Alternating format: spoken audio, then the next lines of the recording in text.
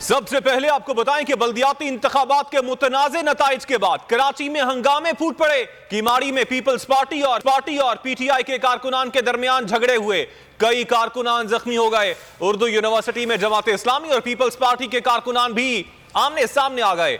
जमात इस्लामी और तहरीक इंसाफ फॉर्म 11 और 12 के मुताबिक नताइज देने का मुतालबा कर रही हैं।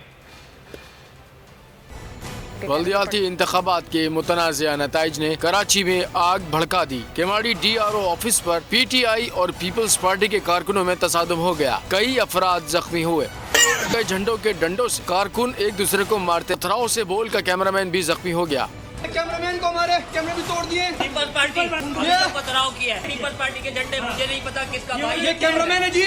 PTI वाले एहतजाज करने पहुंचे थे कि पीपल्स पार्टी के कारकुनान भी इलेक्शन कमीशन के हक में पहुंच गए। मुबैना तौर पर पीपल्स पार्टी के कारकुनों ने अली जैदी पर भी हमला कर दिया। PTI सिंध के सदर अली जैदी को खिड़की से बाहर निकलना पड़ा। गद्दारी के गुंडों ने जो बदमाशी मचाई हुई है, अली जैदी भाई के ऊपर हमला किया। उर्दू यूनिवर्सिटी गुलशन इकबाल में भी पीपल्स पार्टी और जमात इस्लामी के कारकुनान आमने सामने आ गए।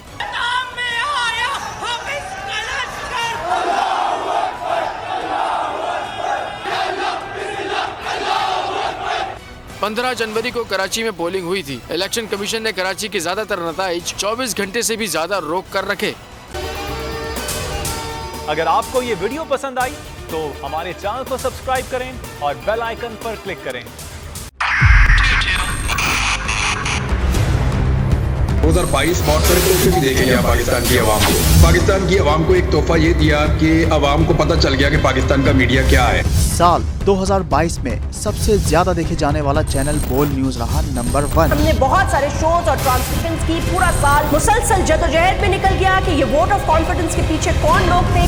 तोड़े रेटिंग के सभी रिकॉर्ड। सोशल मीडिया पर भी सबसे ज्यादा तेजी से 2.4 बिलियन व्यूज का संगे मील अबूर किया।